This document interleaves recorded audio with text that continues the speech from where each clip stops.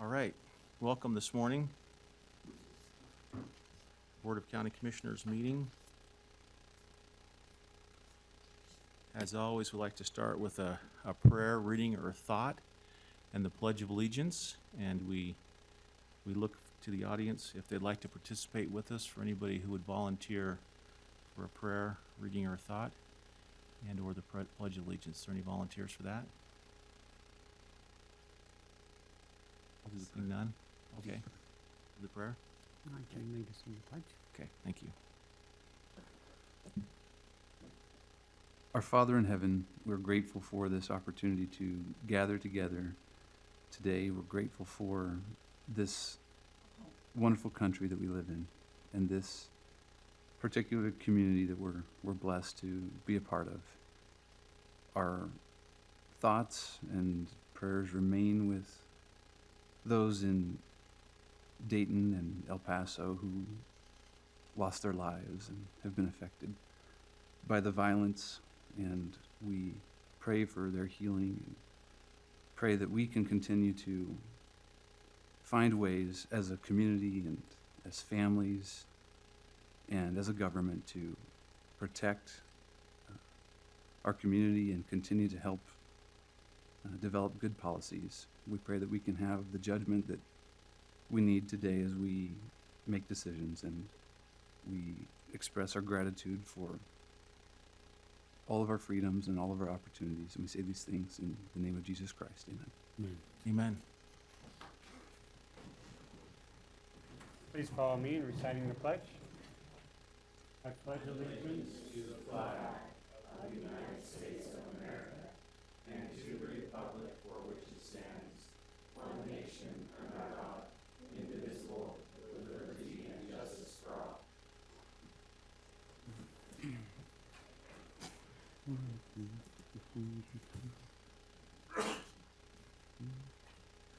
All right, we have it listed as a public hearing, although it won't be a public hearing. It will be more of Employee of the Month.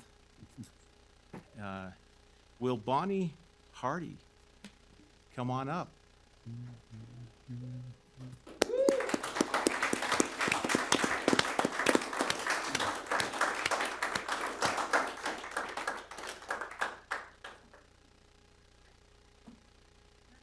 You can stand right here, because if you'd like to say a few words after I'm kind of done going through and recognizing you, you're more than welcome to it. And if you don't, that's fine as well. It's your.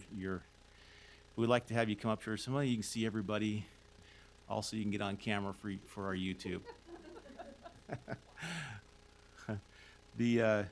And I have it's 4 pages long, and I'm going to give you this too, which I think is fantastic. I'm going to try to read through a few of these, and I'll skip some, but you can read, the rest of it. It says, this employee, Bonnie, of course, has been with the UCHD, Utah County Health Department, for several years. She has worked in many areas of nursing, and because of this, is a resource to everyone. She has always been interested in learning new things and is always looking for ways to help herself and those around her. She can do anything she sets her mind to. Bonnie Harding is very deserving of the Employee of the Month award. Bonnie was born in Salt Lake City, Utah, grew up in Centerville, Utah, and I had to ask you about this one, Bonnie. So I grew up in West Bountiful, so I know exactly where Centerville is. Wonderful. Yep. Went to Centerville Junior High, so I know where Centerville is at. When were you there? Can I ask you that question? A long time ago. Long time ago. Okay, Yeah. fair enough. A lot longer, but I think, I don't even know, when did I move away from there? I don't even know, about 1975. 75? 1974. Yeah, Okay. yeah. Okay, very good. It's a long time ago. It looks a lot different now, doesn't it? Yeah, it does. It looks really a lot different. The street we live on looks a lot different. Yes. Yeah, She graduated with her associate's degree in nursing from Weber State University. Wasn't Weber State University back then, No. I'm sure. Her very first job was working at Holy Cross Hospital in Salt Lake as a med surgeon nurse. Mhm. Okay. Soon after finishing nursing school, Bonnie married her sweetheart, Mike Hardy, and is he here? Is that him right there? Okay, very good. I figured the picture taker must be. In 1974 and in 76, Bonnie, Mike, and their first son moved to Taiwan, while Mike was an exchange student at the National Taiwan University. While there, Bonnie taught English, piano, and attempted to learn Chinese. She also learned how to cook amazing Chinese food. Sounds fun. I'd like to taste that sometime. It's good. I'm going to skip some of this. I want to get to this one Yeah. back here. It says, we have been through a lot of change in the past couple of years with Welcome Baby, and she has helped us all navigate that. When she came on board, we were struggling with billing issues. Bonnie has worked with staff and determined where the breakdown was happening and how to navigate that. She has brought our program to a preferred status with parents as teachers. This has required her to schedule more meetings, but she has tackled that with a smile. And so, with that, I think it's very appropriate, and there's a lot of good things in here that talk about you. The best one that they put down here is it says, Bonnie is awesome. And it was all capitalized, and as I heard, if you capitalize it, it's like shouting it out, right? So Bonnie is awesome. Thank you for the work that you do. Thank you. And it's great to have you as the Employee of the Month. Thank you very much. Congratulations.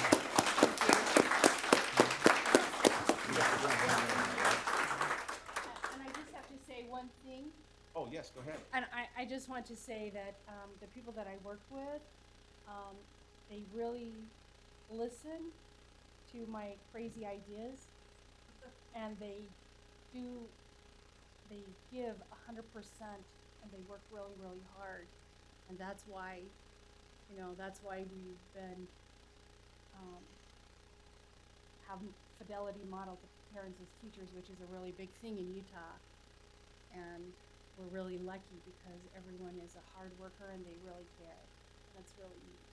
So thank you. Great.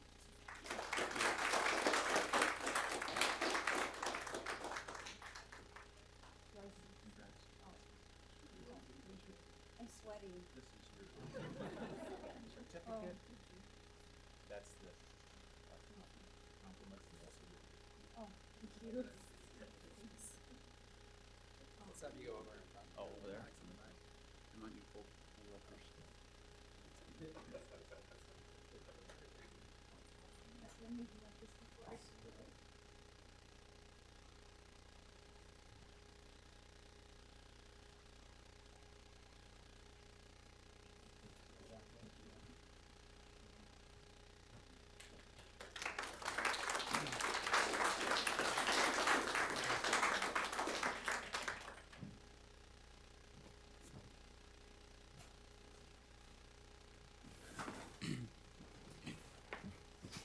You're welcome to stay for the rest of the agenda, but all the fans of Bonnie, if you'd like to go back to work or go out there and party in the hallway, you sure can.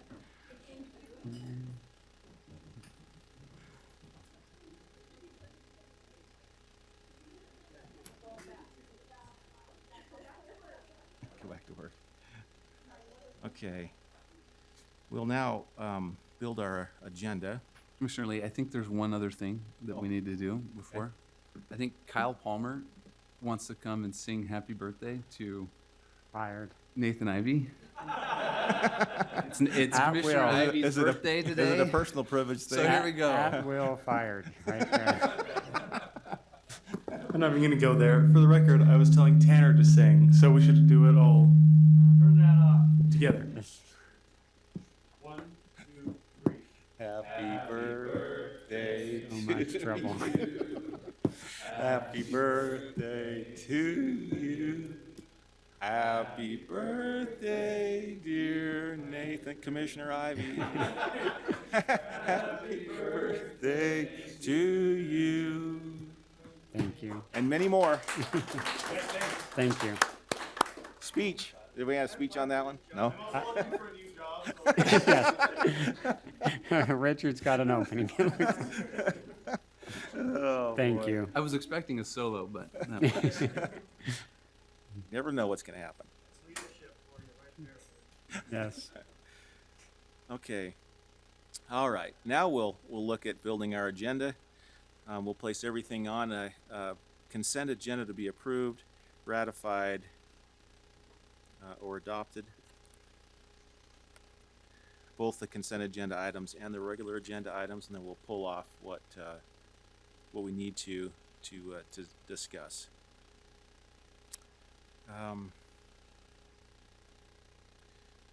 Question, do we need to take action on number 3 on consent? Or can we just leave that on there as, well, it does say approve or deny, so We do it as consent we for just- approval. I think can we can just do leave it it on as consent yeah. as approve? Okay. Just because it had approve or deny. Okay.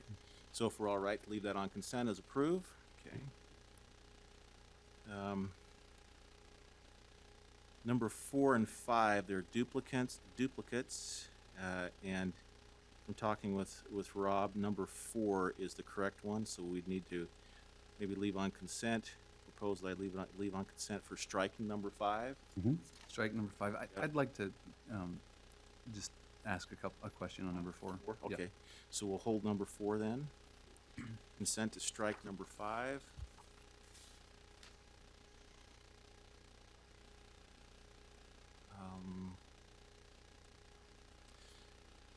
There are 2 that I'm going to ask that we table, if it's all right. If we could we table number 7? On the consent, Yeah. should we table number 4? Just If you do have those in the reasons. real estate or in their, You want to do that? yeah, let's do Okay. that. Let's table. I'm fine with that. Works. So table number 4 instead of holding it? Oh, not table. Mr. Chair, Yes. I was just informed that what's been posted here in the lobby and what's been posted on the public notice website has different agendas. The items are the same, but some are posted with on consent, and some are posted not on consent. I think what you're doing today will fix that, but just so you know that there is a discrepancy between what's posted on the public notice website versus what was posted here in the lobby. Okay. Related to what's on consent versus what's not on consent. Okay.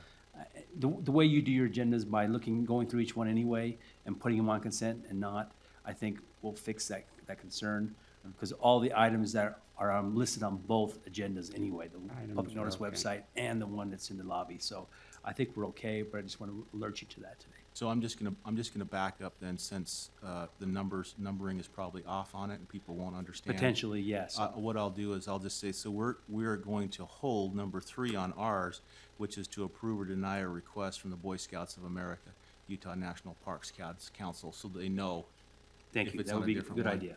The second one is to table, on ours, it says number 4, approve or authorize the Utah County Commission Chair to sign a real estate purchase agreement with Ron E. Porter. That should be identified enough. And then number 7 on ours is to table, ratify, and authorize the signing of a warranty deed for the 500 East American Fork property. That's where we're at so far.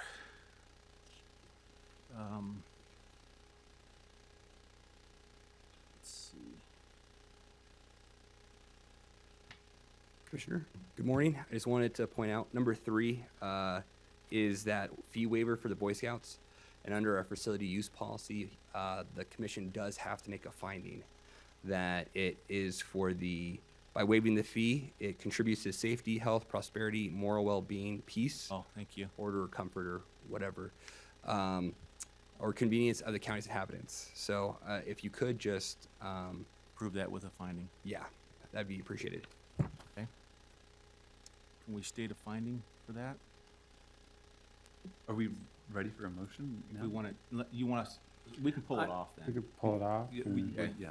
So let's, instead of, on number 3 on our published consent, You actually already just mentioned to Rob that you were holding it. That might have not been what you intended to say, but Oh, you did I already say did. hold on that Yeah, one? you already said. okay, you so were- that, we'll hold that one then. And we can just do it as a regular motion. Very good. All right.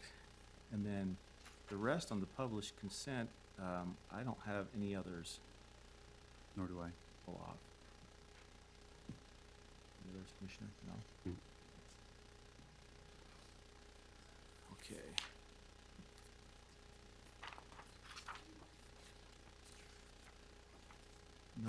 Number 1, We'll hold that for that presentation.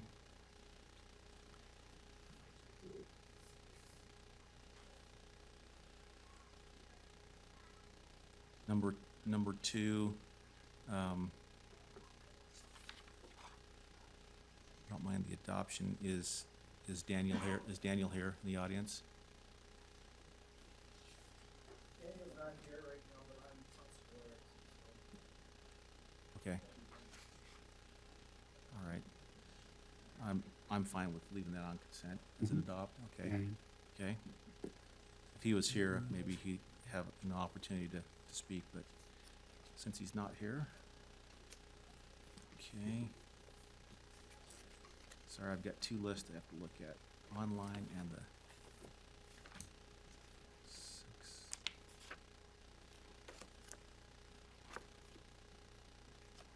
It appears as if number 9 and number 17 are duplicates as well. Do you see it the same way? 9 and 17, sorry, I have to, so it's to declare surplus Glock model 19 serial number such and such for Chief Deputy Mike Brower, and I have that on there twice. I've got one One declaring. item declares it as a surplus and and one the second actually item is awarding it. gifting it. that what So it there is? has to be always two for the Yeah. same. Okay, that makes sense. Okay, never mind then. Thank you.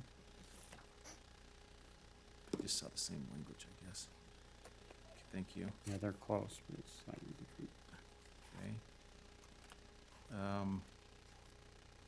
Can we hold number 11 for action?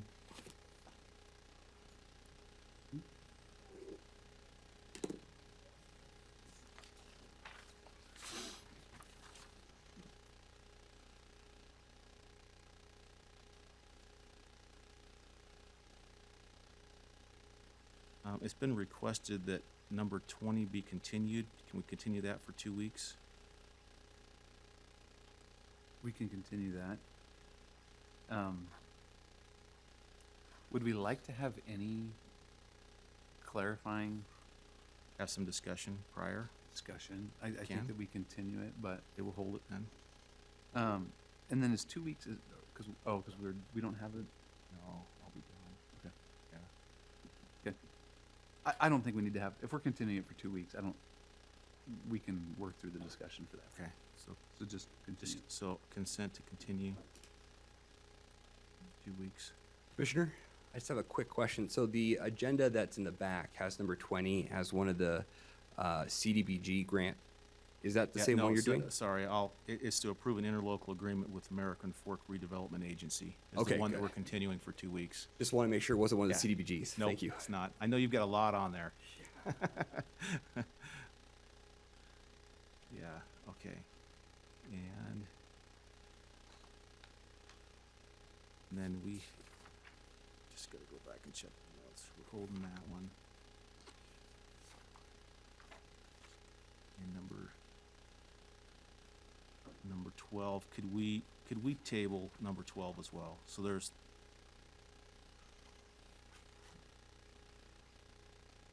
that all right? Table, okay. Okay. All right. Whew, that was a little messier than normal. Mr. Chairman, can I mention one other thing on Sure. your agenda? You have this on consent, which I appreciate.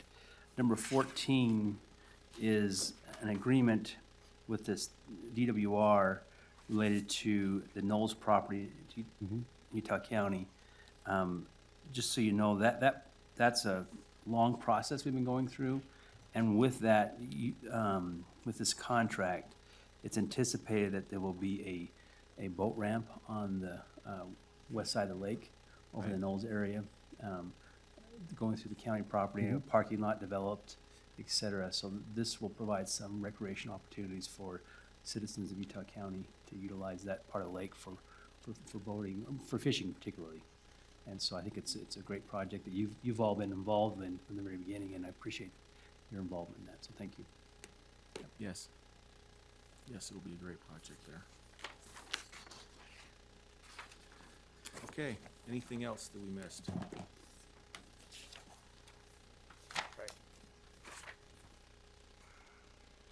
Okay, we'll go back to, on the published consent agenda, item number 3, which we held.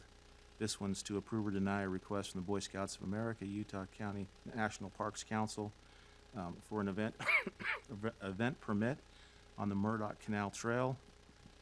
And we need to have some findings if we want to go ahead and approve this. I'd move to approve with the findings. Were those the findings as stated by Mr. As stated. Anthony Do we need to redo those, or No, I think they were on the record. you have those? You have those? I move that we approve consent agenda item number 3 with the findings as previously stated by Ms. Anthony. Second? I got a motion and a second to approve the request from the Boy Scouts of America for a fee waiver with the findings. All in favor say aye. Aye. Aye. That passes 3-0. Okay, we tabled number 4, struck number 5, tabled number 7.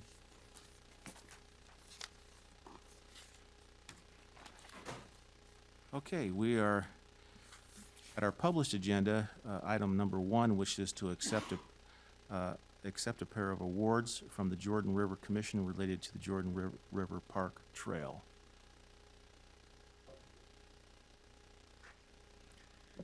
Thank you, Mr. Chair. My name is Soren Simonson. I am the Executive Director of the Jordan River Commission, and I've had many occasions to meet with Commissioner Lee, but I've not yet met Commissioner Ivey and Ainge, so it's great to see you all this morning. Thank you for the opportunity to be on your agenda briefly.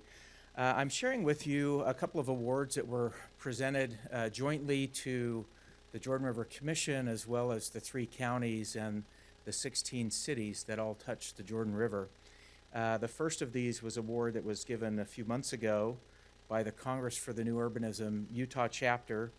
It's a certificate of achievement presented to Jordan River Commission, Salt Lake County, Utah County, Davis County, and the 16 riverfront communities for exceptional work on the Jordan River Parkway Trail, a regional award presented at an event that they held a few months ago.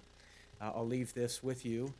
I also wanted to share with you a copy of what's called the Urban Design Utah Legacy Award for 2019, presented to the Jordan River Commission, Salt Lake County, Utah County, and Davis County for unity and vision for the Jordan River Parkway Trail. And if I may take just a couple minutes to read the contents of this certificate, because I think it outlines really what this trail represents. The Jordan River Parkway Trail is a 45-mile trail that follows the Jordan River through Utah's most urbanized metropolitan areas. It is a key element of the Jordan River Parkway, a regional linear park connecting Utah Lake to the Great Salt Lake. The trail also links other urban trails, the Murdoch Canal Trail, the Provo River Parkway Trail in Utah County, the Legacy Parkway Trail in Davis County, the Rio Grande Rail Trail in Davis and Weber counties, and the Ogden River Trail in Weber County, to create approximately 115 miles of continuous trail network between Provo and Ogden, which is now the second longest paved urban trail system in the United States. I thought we were the first at one time. Did we get surpassed? West of the Mississippi, Oh. the largest, but this is according to the Wasatch Front Regional Council. Development of the trail was initiated in the early 1970s as part of a state effort. Individual cities gradually completed sections in a piecemeal fashion, at times meeting significant challenges at jurisdictional connecting points. In order to unify the corridor's improvement efforts, a regional coordinating agency, the Jordan River Commission, was formed by an interlocal cooperative agreement in August of 2010, which helped raise necessary funds and guide development of numerous connections to link the entire Parkway Trail together. 2 final sections of the trail were completed in 2017. The Jordan River Parkway Trail was designed and developed with multiple community services in mind. It is an active transportation link that connects neighborhoods, businesses, parks, recreation facilities, schools, and other points of interest. It provides a unique outdoor recreation facility that promotes health and wellness through physical activity, walking, and in recreational equipment along its length. It is also an important link from urban areas to a natural oasis through Utah's most urbanized area, with abundant opportunities to interact with nature, observe wildlife, and learn about the unique and critical hydrology and ecosystems of the Great Salt Lake and its riparian tributaries. Additionally, the Parkway provides services that improve air quality through active transportation, connects individuals to experiences in nature that promote both physical and mental health and wellness, and accompany other development goals to improve water quality and preserve and restore critical wildlife habitat. The Jordan River Parkway Trail now connects 3 counties and 16 cities and is one of the most significant regional active transportation and outdoor recreation facilities in the state. Not only does the trail connect the built and natural worlds, but it also highlights the importance and effectiveness of partnership and process in creating a regional asset that no single entity could realize on its own. The transformation that came from a well-crafted community vision supported by a broad coalition of champions stands as a testament to the unity and vision of so many who call the Wasatch Front home. We celebrate the power of cooperation, partnership, and stewardship exhibited by public agencies and private enterprises who felt momentum building from small, isolated efforts and were able to accomplish something grand. This award was granted on April 11th and presented in May here in Utah County in Pleasant Grove at the American Society of Landscape Architects annual meeting. And it's a joint award that is given by the American Institute of Architects, American Planning Association, American Society of Landscape Architects, and Congress for the New Urbanism chapters in Utah. I've also got a little bit of a background document that shares what the significance of this award is. It's a pretty rare award that's given for really kind of monumental projects across the state. So we want to recognize Utah County's significant role in the development of that trail and parkway, and encourage your continued support and participation as we continue to develop the parkway in the future. Okay. Any questions Thank or you. comments any of you Thank have? Who may I leave these certificates with? Mr. Lee? Probably up here.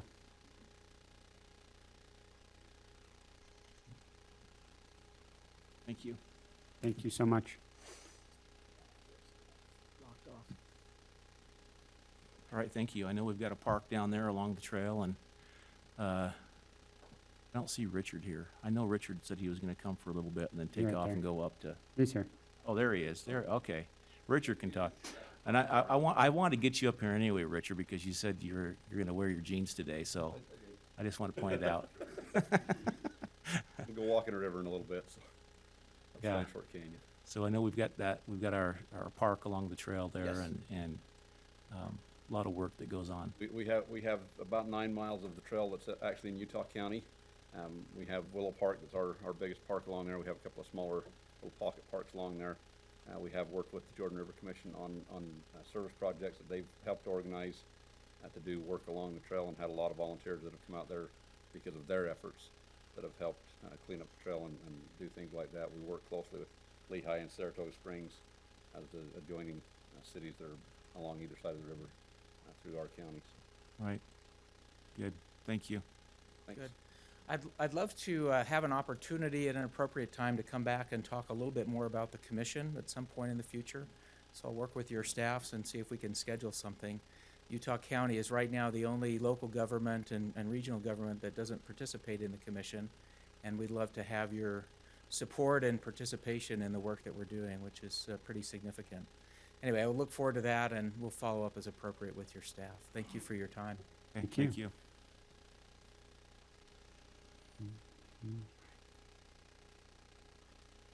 Okay.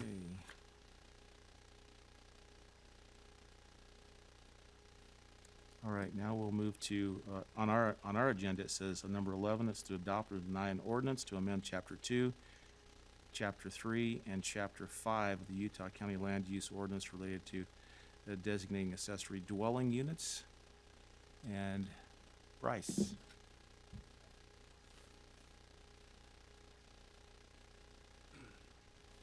Morning, Commissioners. Bryce Armstrong, Community Development. So if you recall, this was a matter that was referred by the County Commission several weeks ago to the Planning Commission for a recommendation to essentially adopt a provision in the land use ordinance that creates accessory dwelling units as a permitted use in certain zones in the unincorporated areas of Utah County. I know certain members of the commission have expressed interest in looking at this. In addition to that, we've had some, the most recent legislative session has included some modifications to their affordable housing requirements for a jurisdiction. And so we feel that this is a way to help satisfy and provide those, meet those mandates from that bill. And so that's the spirit in which this was crafted, and went to the Planning Commission last month, received a recommendation for approval to forward it to you. So I can quickly run through what the provisions are and answer any questions you might have, or I've got a number of questions if you want to start, unless you want to just run through it first. whatever you feel you want to do. Thank you first. I think this is great. I was one of those that asked you to work through this because I see the housing. I sit on one of the housing boards here in the county. How was it determined 800 square feet? I second that was- question. You had that question too? How do we determine that 800? And maybe if I can, because I think they kind of tie some of the questions I have tied Absolutely. together. And please jump in if there's more along the way. But so the 800, that was a question I had. Second, I know it says here that the accessory dwelling shall be provided with a minimum of 2 additional off-street parking spaces, which I find interesting because in the county there's usually, seems like a lot of parking compared to that. That seems like a city thing more than it does a county thing. If you could address that. And then the one that really, it says the accessory dwelling unit shall only be occupied by one family. And I bring this up because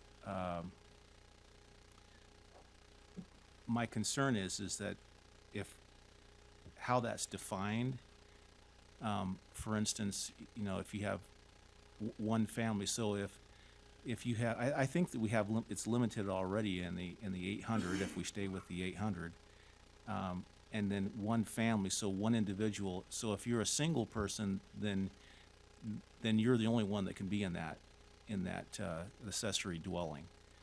Because if you have a roommate, Couldn't have like Then 2 college kids or something. you couldn't have 2 college kids because now you got 2 families technically in there. And so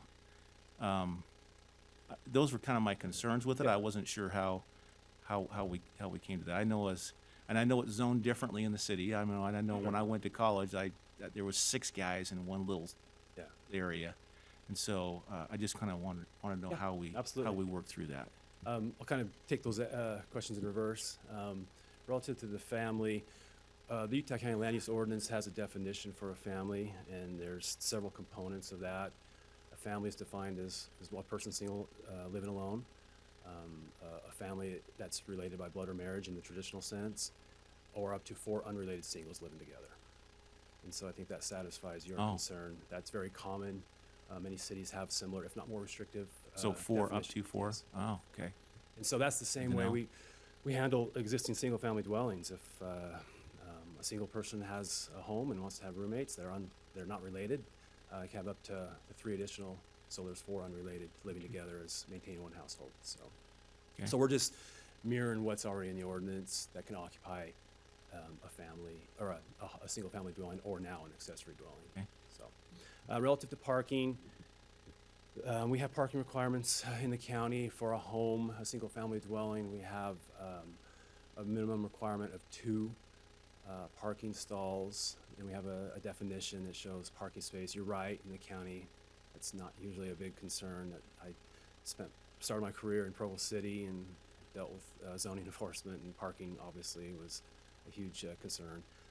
But we do have those requirements in the county for certain uses, including residential uses, commercial uses.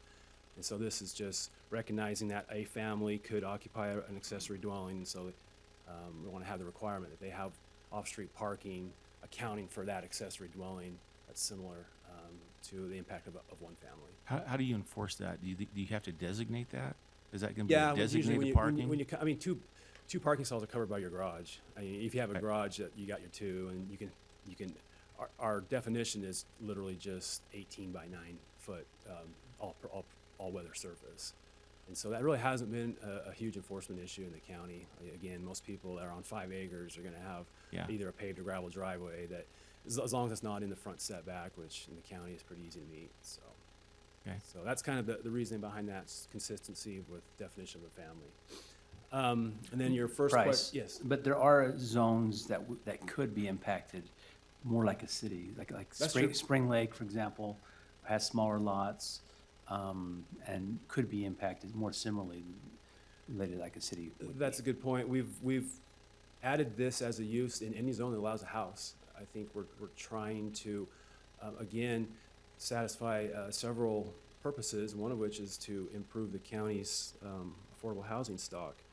The challenge in the county is, and this is lead into the third question relative to the size.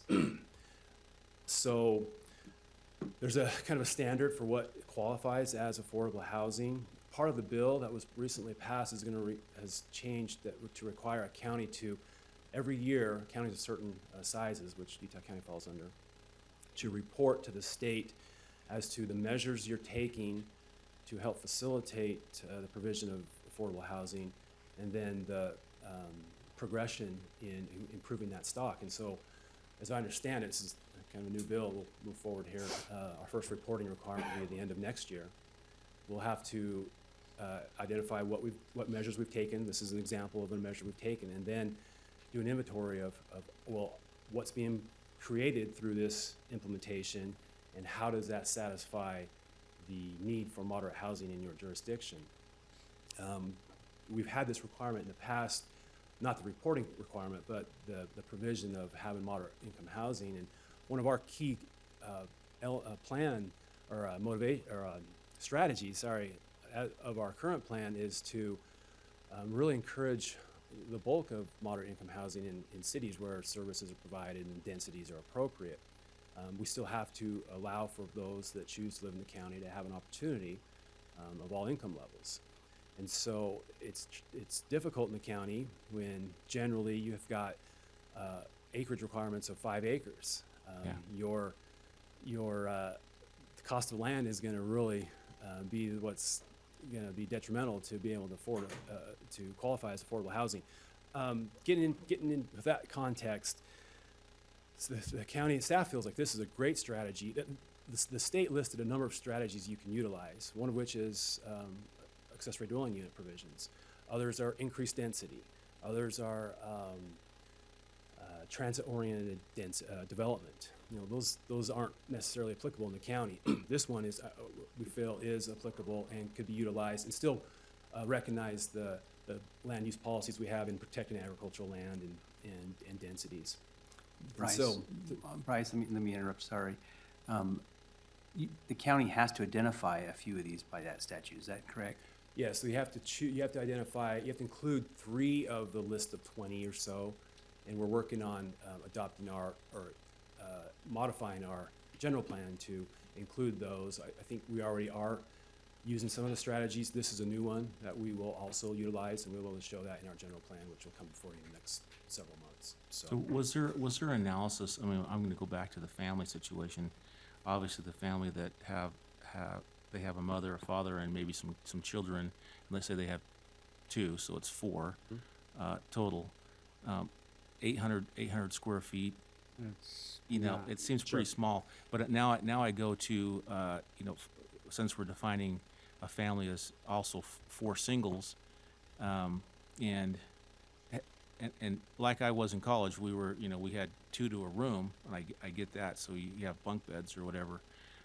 But how does that look when you have four adults in 800 square foot? I mean, how does, Sure. did Now- we look through that? Did we Yeah, I mean, the analyze best that? we can. You have to balance that. Now, so let me kind of get back to that 800 square foot.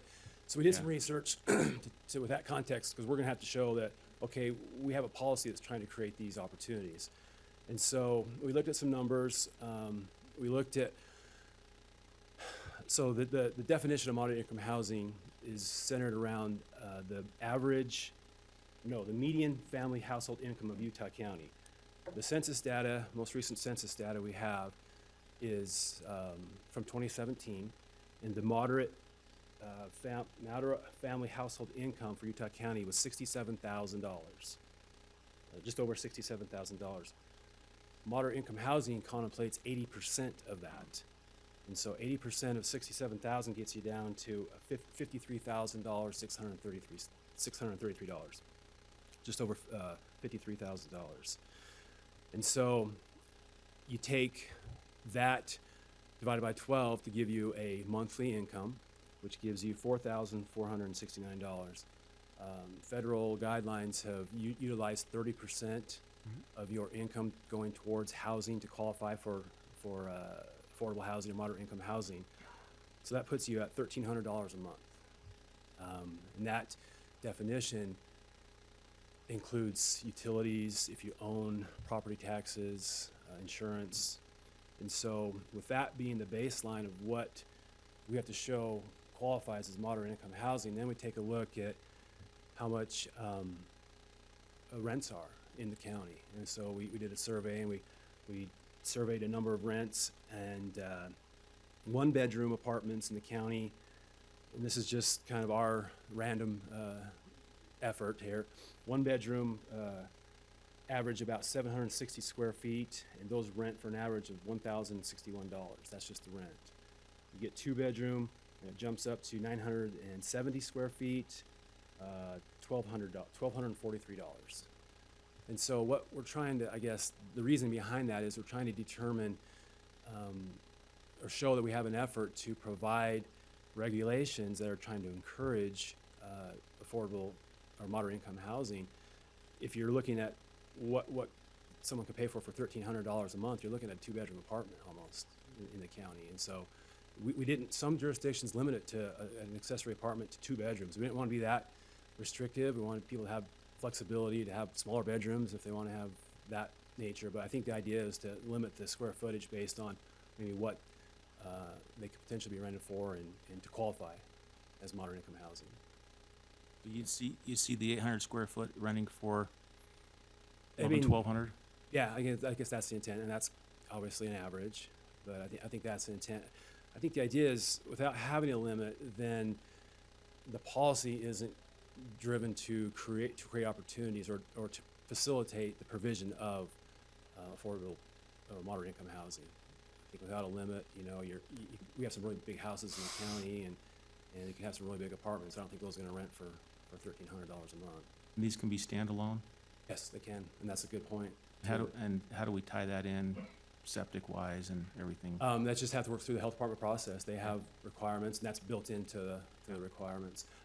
Back to Mr. Moore's comment, we do have some zones, Sundance or Spring Lake, or areas that are smaller lots, and so a large detached building could have an impact on a smaller size neighborhood, higher density neighborhood. Is it going to throw it off if we have a 5 1/4 lot, and now we have 2 dwellings on there? Are we still going to be able to we did look do into the green that, belt on that? and if it's a standalone, I think that area, the assessor's office gave us a little bit of comment, and that could.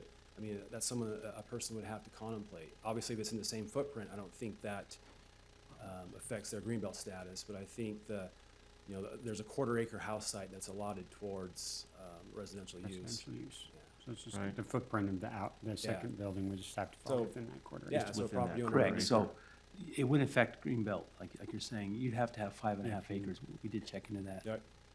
Do it. If you're doing a standalone, if you're doing a basement, Basement. you would not have to Yeah. have that. Right. So there are some advantages of a basement versus that, because it may, if you already have an existing basement and now you just put a door and block it off, it may impact whether you have to have a new septic system or additional storage capacity in the septic system. And the other aspect, it's kind of built into this, is it may affect your well and the number of domestic units Right. that are associated with your well, right? And so, a property owner would need to work through this process. And Well, just, I applaud you with this process. I'm glad that we're going down this path. I'm just asking questions in the sense Sure. of what happens if you have, a house, it has to be on the same parcel. I get Right, that. yeah. But what happens if, they want to build it down the road and have the accessory apartment, you know, not close to the area. Let's say they have 6 acres or 7 Right. acres, so they have plenty of acreage.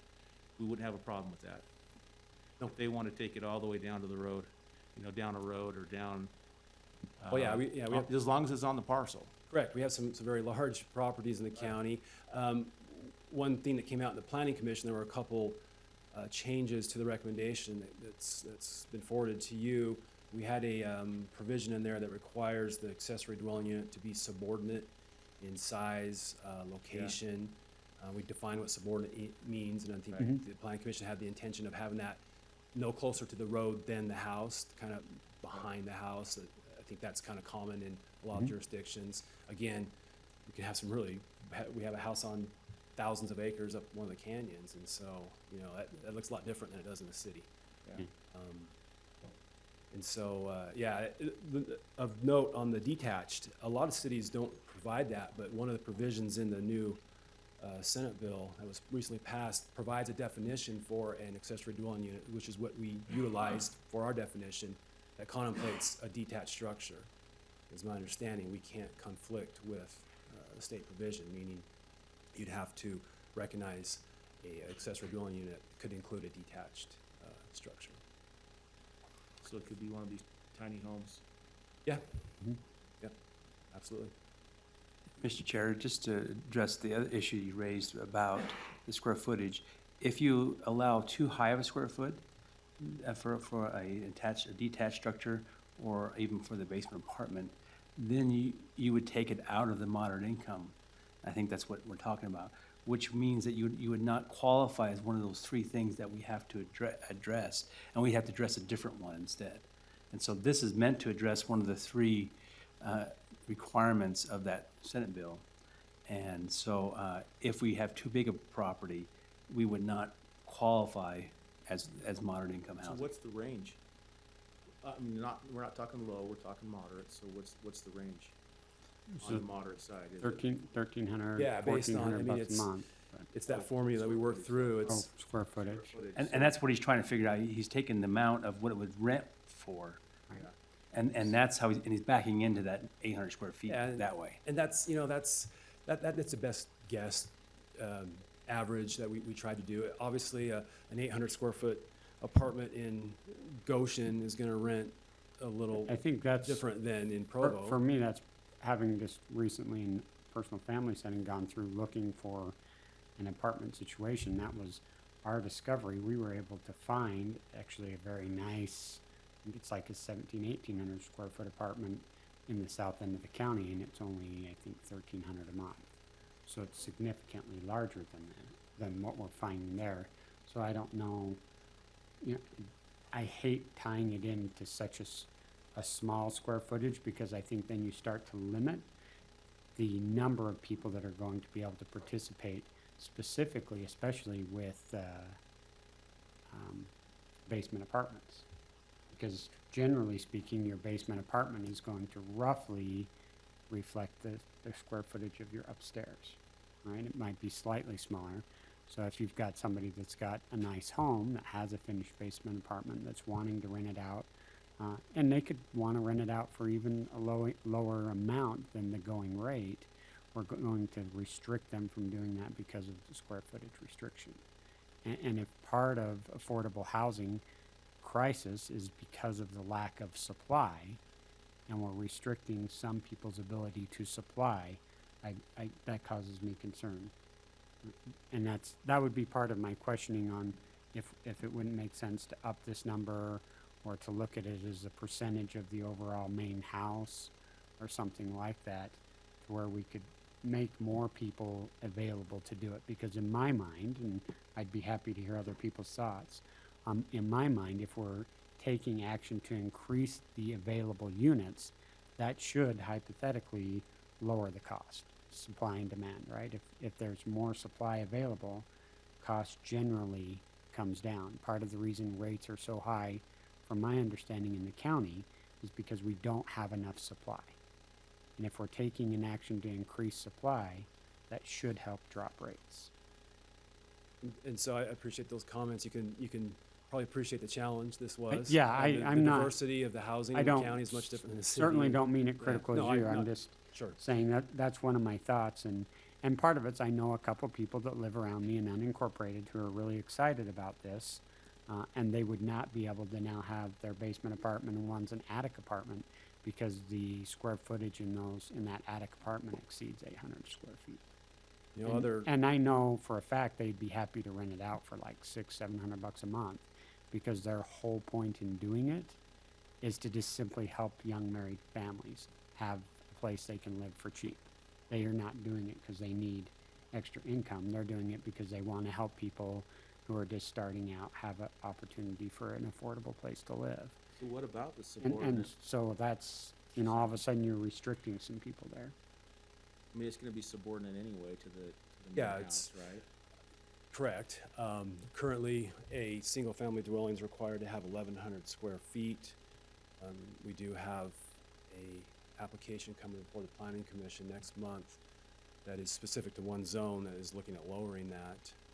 And so we wanted to have something that was in there that clarified that it was truly subordinate in size regardless of what that minimum size is. Some cities do a percentage, I've noticed.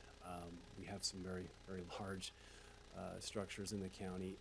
Again, this was really, part of this was driven by the fact that we have to present or look at facts, or it's got to be data driven when we report back to the state that we are capturing units that qualify as moderate income housing. There's a county in Utah, Weber County, I believe, actually requires a copy of the rental contract. And so I don't know if we want to go to that extent, I guess, to Well, verify that they qualify. And so that number was really just trying to look at it as a kind of being data driven. But, so explain that to me, because how, it seems like that's a challenge, gathering the data, even with the way it's currently drafted, right? Sure, I think. How does that change, if you were to increase the square footage in this ordinance, how does that change the ability to gather data? Well, I think what we'd have to do, and again, I'm hoping the states can provide some guidance on how we quantify this. This reporting aspect of it's new, and so I'm not sure what that's gonna look like. Without it not knowing what it's looking like, the best we can do is do what we did on this scenario and say, well, the average 800 square foot apartment in Utah County rents for this, and that is within that threshold that we're establishing as per the moderate income housing, or the average family median income. Here's the other thing, which we've dealt with in other cases. We dealt it with in our application for emergency funds. Is that $800, or is that price threshold on the 800 square feet, is that countywide? Yes, yeah, So that's probably not the right demographic and market data to use, right? Because this ordinance is just in the unincorporated. Highland Alpine would kick that Right, and rental so, rate so if you, significantly my higher than guess is that Goshen. we could use your exact same logic of how you arrived at that number, but only apply it to the unincorporated areas. we don't have rental units, I have apartments rental in the units county that right now. much. That's But, But so, we could derive what the market price would be. or what I really like, actually, was the comment you just made. If what we're truly after is affordable housing, in order for your unit to qualify, you have to produce the contract that shows that what they're paying falls within the threshold of affordable housing rents. If that's the goal, right, and I think there's multiple goals with this, but if one of our goals for the state is to show the state, hey, look, we're making sure people are providing affordable housing opportunities for people in Utah County, to me, actually saying, for your unit to qualify, you have to produce a rent contract that shows it falls within these number thresholds, more than the square footage thresholds. That way, if someone has a larger area, but they still want to rent it for the $800 a month, they qualify. If they have a 600 square foot unit, they want to rent it for the $800, they qualify. So we're showing that we're providing people an opportunity to have a secondary housing unit that falls within the dollar figure for affordable housing. Because, and part of why I like that is in 10 years from now, 800 square feet may or may not fall within that threshold, right? Depending on what markets do. But if we were to word it to where it was tied directly to your rent shall fall within the state's definitions of affordable housing, then no matter where the market shifts per square foot, we're always gonna be meeting that goal. I like that. I think that's a way for us to get there. To me, that meets the state's requirement Yeah. without a little easier than tying our hands to a square footage and having to go out and try and derive, all of these Can we, rent can we statistics. split it a little bit though? Cause I can see, I see Commissioner Ivy's point on this. If you've got a home and your home is, if it's a Rambler, and so it's 2,200 square feet and you've got 1,100 top and bottom with it, and now you can't rent out the bottom because it's over the 1,100, or else you have to say this is storage, this is only the rental. Oh, yeah, yeah, you could do Portion that. of it, they can do that. They can say this is our, whatever. I know they can do that. But what if we did that where it says, in their existing home footprint, it's tied to the price point. But if you go outside and build a separate building in and of itself, maybe it's tied to some sort of square footage. I guess one challenge maybe in that, one of those scenarios is we could take that approach a year from now. We have to go and report to see how many accessory dwelling units have been created. We find 10, all of them are 2,000 square feet.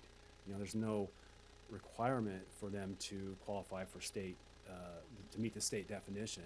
Right now, it's just willing, what you want to create as your accessory dwelling unit. So we could come back and we could have 0 because everyone. So the state set a square footage?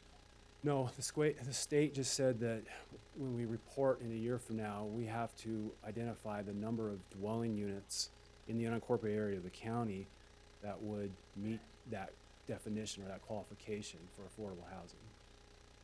So I guess this goes back to my initial I question. mean, I know I can get you 3 or 4 right now. My neighbors who have been closely following this. So how, I know that it's we haven't been through the process yet, and we're still trying to figure out the standards.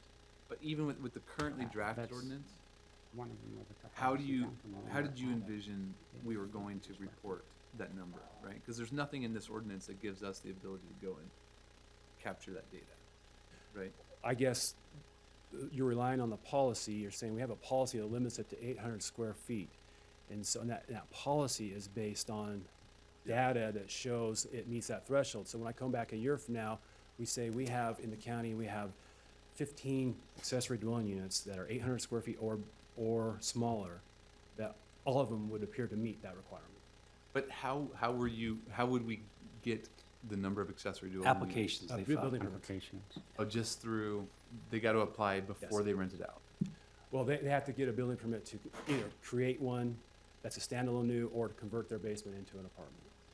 So that'll be through our permit process. And If they already have some sort of structure or basement apartment that's eligible, They but would- now this ordinance allows them to rent it out, Well, they still would have to do a few building code requirements Okay. for having separation and. okay, so that's how we collect it. All right. Again, I'm not sure exactly what the state reporting system is gonna look like, but this is our best attempt to try and, especially with, being in the county. Cities, are a different animal. They approve high-density projects and certain units have to be designated Right. as moderate Right, income. and And so, their reporting is much different, so it's a challenge. So it may be something as simple as in that application process, in my mind. I mean, Commissioner Ivey, I like your suggestion. One concern is that it is a little bit heavy-handed, in my view, slightly onerous to put on a landlord that they're actually gonna provide a copy of the lease agreement. And I'm so not- if not in the disagreeing application, with they that. can simply say it's either 800 feet or they sign something to attest that, the market value is gonna be under $1 threshold, That works. then we don't have to provide copies of the lease agreement, and they still qualify. I guess in that scenario, there's nothing, we could have a scenario where not one unit is built to meet the moderate income housing threshold. I guess, We could No, have, and yeah. I guess what I'm suggesting in that scenario is that every single one, just like the current ordinance, we would report as qualifies. Because it's either 800 square feet or less, or the application includes some sort of affidavit or Oh, so you're saying statement if from they- the owner that It falls within falls the. within If that they price build point. The price 2,000 range. square foot, they're gonna say we're gonna rent it that meets the state definition, or some acknowledgement? Yeah, or, I mean, and maybe even it's on our part of the review of the application at the community development level. Because again, I really don't think we're talking about, the fact that you derive that number off countywide, that's not gonna match the unincorporated market price for rents. So there's a lot of cushion in there in my mind, if someone does have a 11 or 1,200 square foot structure. Sure, and it goes both ways. We have Sundance in our jurisdiction too. And an accessory apartment in Sundance is probably gonna rent a lot more than it does in Right. Provo. And so, yeah, it's, But to me, that's why if we can make the provision in there somehow for it to be tied to the dollar figure that falls within those guidelines, we're opening up all those from my perspective, we're doing our part in opening up all those areas for participation, even Sundance. Well, even Sundance, because they would be able to get a higher price point anyway. But if they want to have an accessory apartment and we have that price point at between this, Between then this. it becomes a little more affordable to live there. Right. Then if you really want that accessory apartment in Sundance, that's what you're gonna rent it out for. I mean, here's the other part is I'm not real comfortable. The free market should dictate the rents here. Amen. And so this is not, I mean, I think all of us are saying this, just to be clear about it. We're not suggesting that you want to control the rents or Right. anything like that. It's just there's this reporting requirement to the state. Right. So I think that's what we're all trying to accomplish, is Right. how do you report it to the state to say we're doing our part? In my ideal world, I'd just strike 3 or not include the rental price and just, let people kind of do what they wanted to do, but, and let the market dictate it. So I fully agree with that, but we have the state directive, and how do you and mesh the two and report it? That's the goal, that's part of the challenge. the other aspect to this is the state has, in this bill, tied compliance with this and ongoing compliance with certain funding. I don't know what that's gonna look like. And so, we're trying to create something that's gonna be, number one, measurable and enforceable and reportable, if that makes sense. And minus some type of rent control measure, you can imagine it's kind of difficult with the variety of housing we have in the county. Another option you could do is if you decided that 800 is not the appropriate number because it's in the county, as Bryce said, we do not currently have any accessory dwellings in Utah County, unincorporated Utah County. You could adopt a number, 1,000 or whatever number, 1,200, whatever number you decide, and then revisit this in a year when hopefully we do have some, and then we can kind of look at some survey data at that point and see whether we have the appropriate number. One concern I would also bring up is whatever you adopt, the community development has to be able to enforce that. Right. And so if you're bringing in rental agreements and all these kinds of things, now it's a matter of enforcement. But again, they're not enforcing that it's affordable housing. I understand. Right? But it's They're trying just- to get the rental they're agreements. just trying to figure out So now what they to have to report. follow up all the time trying to get rental agreements, and that becomes onerous for community development. But I mean, it's the same thing with a basement apartment. If they're gonna say, oh, I'm only renting 800 square feet of my 1,600 square feet, How do you enforce how do you? Well, you do that through the application process, and then they'll have to show, they would have to tie off the 800 square feet, or whatever number you decide, and that would be what is allowed to be rented.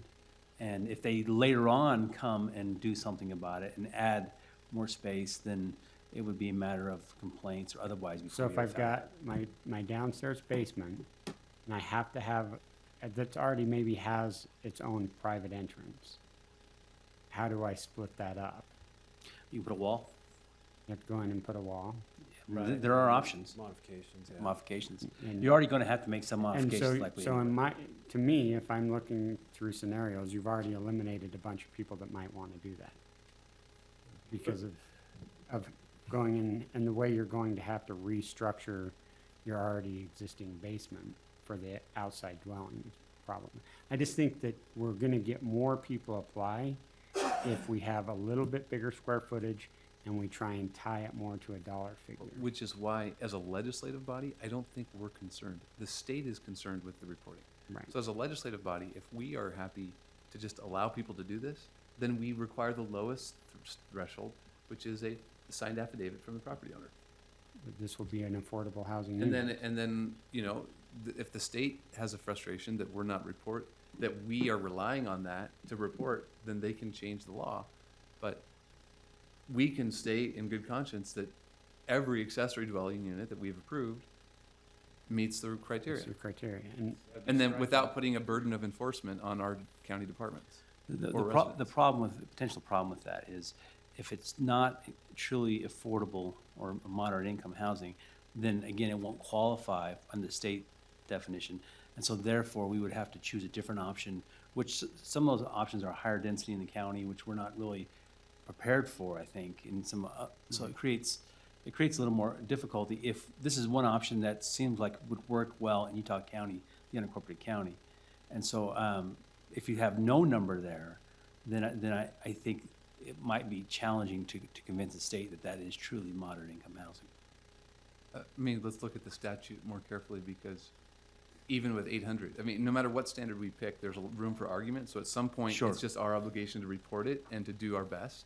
So, to me, I don't have that concern with the state, but maybe this is something that needs further refinement. How do we feel about We this? went with the subordinate one and we said half of the footprint, then you, Subordinate half the allow it. footprint with an affidavit that it will fall within the affordable housing rental price. I think that you're definitely showing an intent. I think one challenge with that approach we is just gotta that's get it. showing that qualifies at that point in time.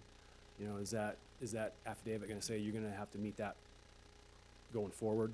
Or is that Virtually. just, and so I guess we can be creative in how we create the wording of that affidavit. But if they're just saying, okay, yeah, we're building this and our rent's gonna be this, you're taking a snapshot in time. Well, yeah, but again, I think that the data of the market suggests, because we have no accessory dwelling units currently, and we are assuming that anything really, you could get the size pretty big in today's market, and it's still likely to fall under our county-wide moderate income. So today, it's an easy standard. We can be a little bit looser. As accelerate, these units come online, we can start to measure the market data of what they're renting for, and maybe at some point, they're not qualifying anymore. Sure. And again, the square footage was aimed at tying it to the structure. That rent is gonna be adjusted because that average family income is gonna go up too over time, and so there's gonna be a correlation there too. Sure. It was a hard one. It was a hard one to come up with, you can imagine, but No, it is. a lot of jurisdictions handle it this way, like cities, they limit it to size to try and accomplish that, I think, so it's kind of some of the reasoning behind it.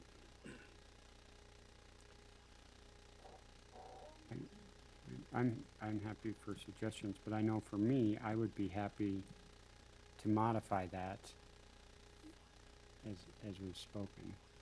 Because I agree with Commissioner Lee's point that if we tie it to half of the square footage to half of to the main structure for footprint, and then an affidavit stating in the application that, the rental price will fall within the state's numbers for affordable housing. I think then we get the units coming in, we see how many we get, and then we can report as. So appropriate. I'm hearing that all accessory dwellings will be somewhat mandated to be affordable housing then. I don't think they would have to be, and that's a part of the question. If they choose to sign. If they maybe- choose to sign, Yeah. But for me, I'm a little bit concerned that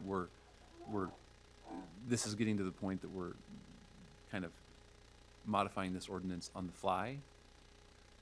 And so if we don't like this hard-coded square footage number, to me, it makes sense to maybe work this through a little bit more. and I'm Is not. there any timing or urgency to this? I know several of the commissioners have asked to see this, and so they can answer that, but I mean, think this as is far as the something we mandates, just we're wanted to okay. see get the done. reporting thing's been interesting because it's been that way for quite some time on affordable housing, but most of the cities and county have just ignored it. And really reported.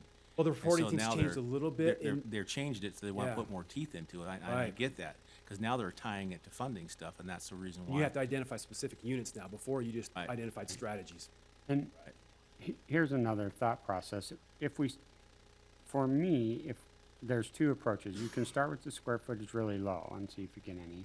But what if we just start with the square footage higher, like 1,500 or 1,600, and then if nothing's coming in, then you can tighten it down.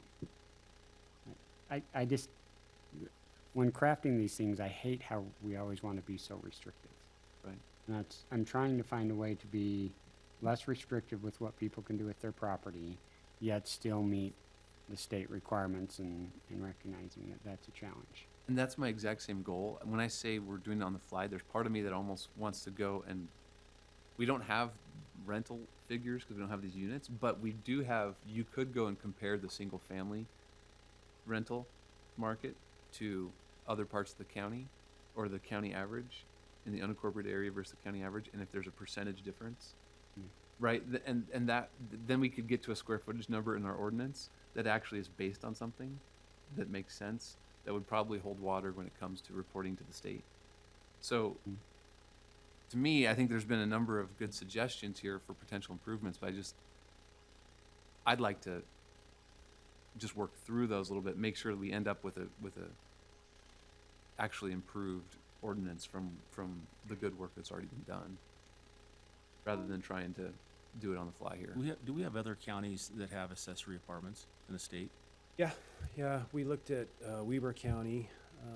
They How do they match up in the way of their accessory apartments rented in the unincorporated areas compared to the cities? we didn't get into numbers or how long they've had that. We just looked at what their provisions were for that. Weber County, for example, didn't have a size limitation, but they required the rental contract. And to me, that if our reporting is I just see the number, the rental number is more important than the square footage. Ultimately, that is the number. It's the number is what Right. people are 'cause- paying for. And that's the number. And so, to me, if we're really concerned about the number, that's the more important factor. If you want to have 2,000 square feet and rent it for $500 a month, go for it. You know, way to be a good human being. If you want to rent it for 2,000 a month, then, you know, it's not going to qualify under this provision. I guess the question is, what's the mechanism to report that number? I don't know if we'd feel comfortable in a year from now getting on, to the state saying, well, we looked at KSL classifieds and said that in an unincorporated area of the county, this is the average. And so I think that's the challenge, is how to accurately capture that number without. Well, I think that's where you've got to follow Weber. I don't like it, but I think that's where you've got to follow Weber County, and that's where you can get the number. Is in the application for an accessory dwelling unit, they have to provide that via affidavit or a copy of the contract. How would you get that number with an 800 square foot? You're just showing the state that you think 800 square foot makes it You're affordable. trying to It's be based on data-driven. data. They could. It could be way higher than that. Right, I mean, you're trying to tie it to some data, the only data we have as it The, relates to the that. allure of living out in the county, in the farmland, could make you pay, Sundance could make you be happy to pay $2,100 a month. Well, for so 800 that, square and feet. that's all I'm And saying. So is that's if our community development department is comfortable just basing our reporting on general market data, then let's go through and spend the exercise to see if we can come up with a market data metric that's specific to the unincorporated area. And if that changes any of the language or requirements in here when we look at the data that way, because in my view, I think all of us agree that's more applicable to this ordinance than the countywide data, then that's what we can fill in here. And it doesn't create any new reporting requirements. It uses the exact same thing that you based all of this on previously. I guess this is editorial, but there was some frustration at the staff level in looking at this bill, because I think a lot of this is geared towards city type of developments and the nature of affordable housing and how those are recorded in cities. And I don't know if enough was given to contemplate, unincorporated rural areas. And so it's been difficult. I think what you're sensing here is a shared frustration in that. And you guys have done a great job putting this together, Appreciate it. without question. We want to, kick it down the road for a I would week move, and- I would move that we continue this for, 2 weeks. Okay, I'd second that. All right. Got a motion, motion and a second to continue agenda item number 11, which is to adopt. Sorry, do we have a specific directive? I've heard the comments, and so I kind of have an idea of what you want us to look at, but I want to make sure I'm capturing what we're doing these next 2 weeks. For me, I intend after this meeting to sync up with you, perhaps, and go through some of this data and give more specific direction, Okay. and maybe the other commissioners can do the same. That, my intention would be, and that's, my thought process is Kyle and I are gonna sit down in our office and try and figure out, and I'm sure with Brian and Ezra, they can, as our policy advisors work together, they can work with you in trying to assist. Ezra's given the thumbs up because we just volunteered them for a lot of work in trying to find those numbers more accurately. Because I think we're all on the same page as far as what we want. And I would like, you know, if Weber County's doing it, it'd be interesting to see how they're doing it, other counties, how they match Sure. up. Sure, Anyway, we'll- that conversation I'd like to We'll try and have. find comparables. Weber County has some water districts out in their county, so we'll look at some that maybe match up with Utah Okay. County. Great. Thank you. So, all in favor of continuing this for 2 weeks, say aye. Aye. Aye. That, we're continued for 2 weeks on that item. Number 12, we tabled.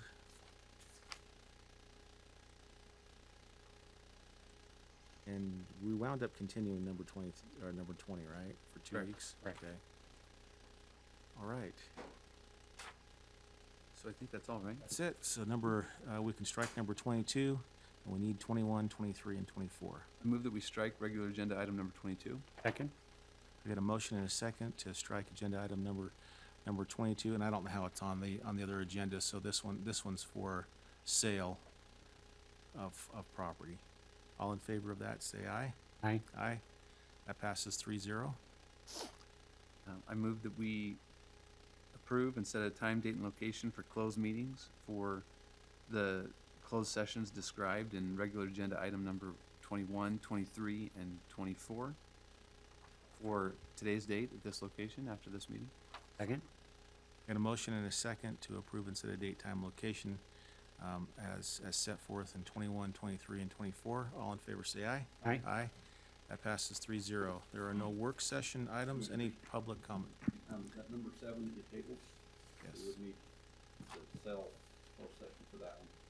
Yeah, that's a sell property. That's one we're selling, That's the one on It's them. not, okay, Well, right? That's the one you tabled. let's just go ahead. Can we correct the record and not strike number 22?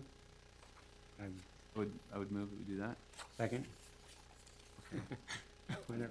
Sorry about that, I didn't We're catch on that. striking.